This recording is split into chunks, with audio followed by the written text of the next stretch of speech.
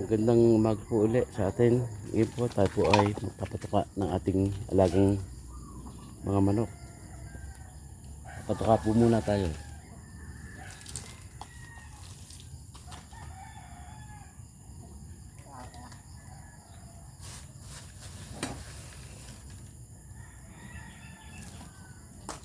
Medyo tinanghali ako ngayon. Gawa ng dinaanan tayo ng hindi masyadong mapagkatulog. Magaan talaga pag may edad na. Ito nga po palang mga manok na ito. Ito isa sa pinagkakalibangan ko. Kagaya ng mga nauna.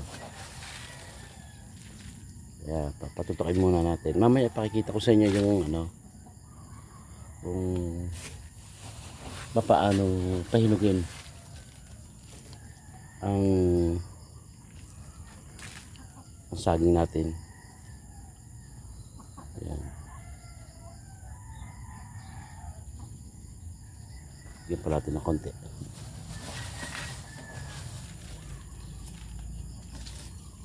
Titingnan natin kung may itlog siya, kung may itlog. Kaya po ako nag-aalaga rito ng manok ba ng itlog niya. Tingnan po natin kung meron. Kaya minsan natatakot akong pumasok dito. May nakikita akong ahas dito. Ilalim niya, nakikita ko tumatakbo. Titingnan lang po natin kung meron. But wala yata. Yun, meron. Kukunin natin.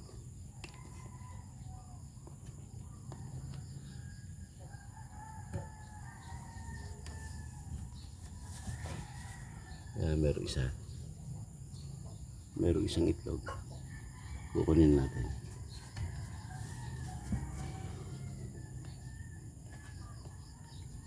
Tingnan natin sa kabila ko. Baka sakali meron din.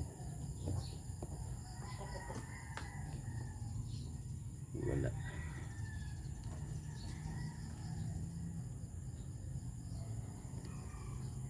Tataka kasi ako dito.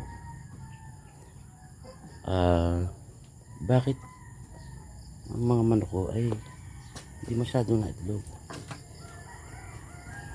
Pero pagkaganda na sila, baka ako pag sila yung may itlog, umaatake ang mga ahas at kinakain. Yun ang aking sa palagay. Kaya medyo ako ingat na ingat dito sa area ko. Kasi minsan nga nakita ako dito yan. Diyan. Ang laki ng pinaglulunan ba? Yung pinaglulunan ng ahas. Ang laki, ang haba. Lalo sa garahe namin. Pakita ko sa inyo mamaya. May isang dipa eh. Kung yun isang dipa, malaking ahas ang naglulun doon, ang nagmamayari doon. Kaya dito medyo ingat tayo. Hindi ako nag-aalis ng bota. Nakabota ako. Tignan nyo naman itong mga manok nito. Ang kaganda na tingin ko nag-iitlogan na silang lahat eh. Kaya lamang wala akong ubotang itlog. Isa-isa lang. Dati marami silang mga itlog. Ilan sila? Kung halimbawa sila ay 4 na babae o 5 babae. Sila 4, 3, ganun. Ngayon, bihirang-bihira ako makakuha ng itlog. Kaya ingat na lang ako gawa ng ahas.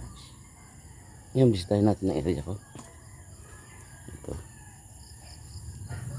Ito yung bagong tanim ko. Yan. Tapos ito yung isang saging na may bunga. Wow. Yan. Ang ganda tingnan. Yan, tingnan natin. Ito yung aking saging na kinuna ng bunga na kung mapapanood yung unak kong video ay tinilad ko po. Bunga ay nasa amin pa rin. Hindi pa siya nainog at gusto kong ikuha ng madre cacao. Aking lalagyan ng madre cacao para madaling mahinog. Ah. May mga tanim po ako dito na halaman na ito yung bayabas pa rin po ito, bayabas din po ito na gwapol po to, gwapol na malalaki kagaya ng mga nauna kong ano. Ito pong kalamansi ito, yan, hinihintay ko po siyang mamunga kasi nagsangang buko kung tawagin, nagpanibago ng talbos kaya naging mura ang talbos niya o naging bata kaya hindi po siya namumunga pa. Ito pong papaya ito, yan ang isa sa mga problema ng papaya, naninilaw tapos wala na, mamamatay na po yan, wala na po yan, patay na po yan. Yes, ang saging po yan, pataas na rin, pataas na siguro mga 8, 7 feet to, 7. Ito pa po yung isang kalamansi, yan, nagang ano rin, nagsang buko rin po, naging bata ang talbos kaya hindi pa po sila namumulaklak o namumunga.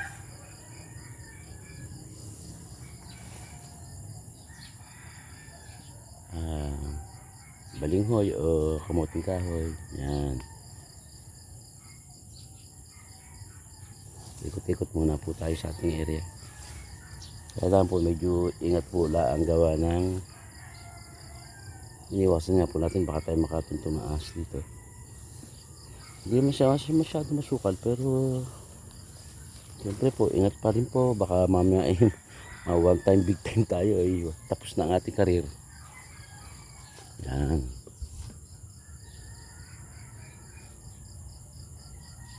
ito maganda itong ano ito, itong suloy na ito, itong nakuha kong ito, maganda to. Ang dahon nito ay pointed, maliliit o sword type ang tawag yata nila yan. Yan,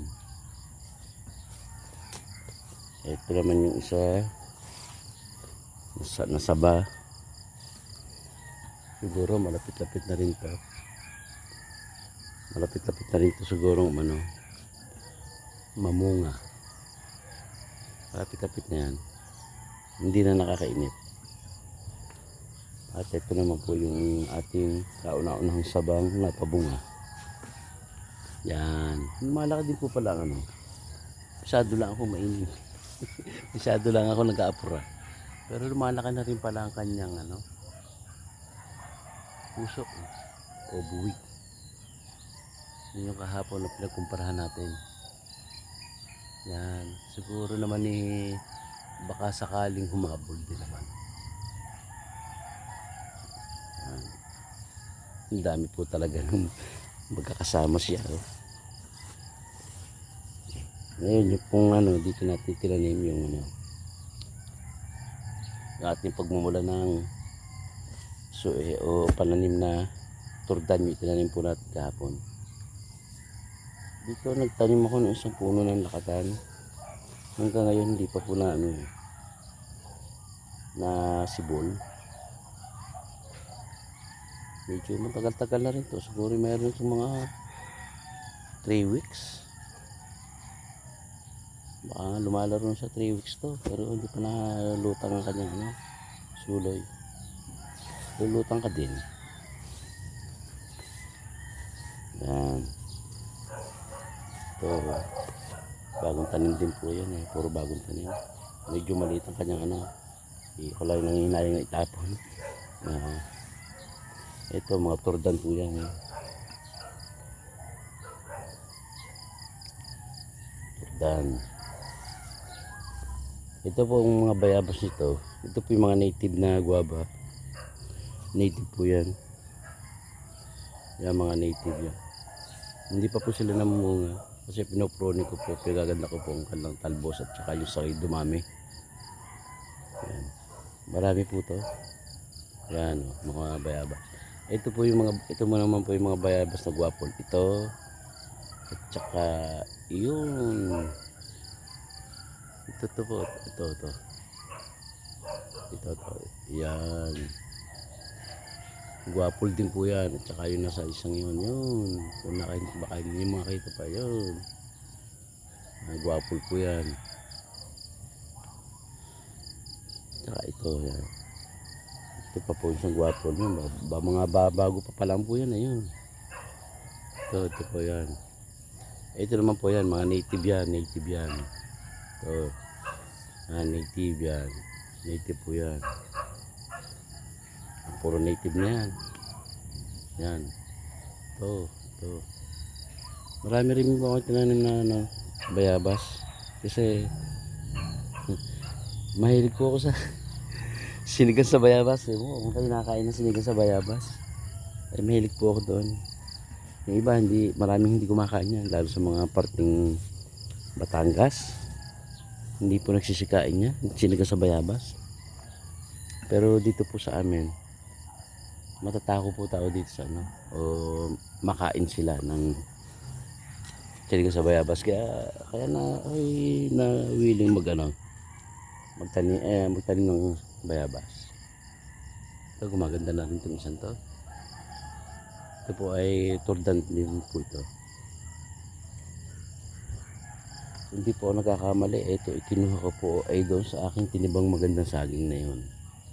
Yan. Sana naman maganda itong isang to. Ito.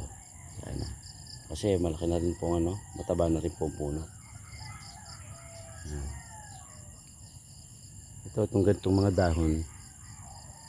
Yan. Dapat po yan ay dinidilipin na natin. Tinatagal natin mga dahon ito. Pero yung gitna po niya, pinakagitna, itong mga part na matigas na ito, hindi po natin dapat tanggalin dahil sabi ng iba may pakinabang pa ang mother niya, ang puno niya, dahil may tubig pa raw yan. Ngayon didilipin po natin to, tatanggalin po natin to.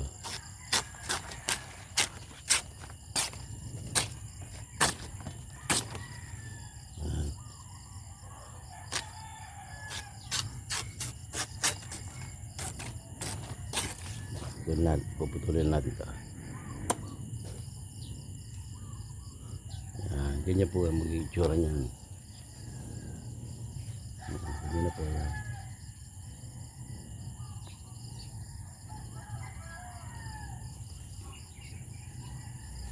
Ngayon, mamaya po ipapakita ko po ang pagpapahinog po ng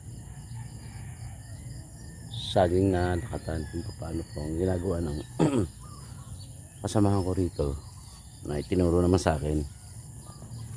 Pero yun, naririnig ko na rin yun. Yan ang mga practice ng mga nag-aalaga ng backyard banana farming.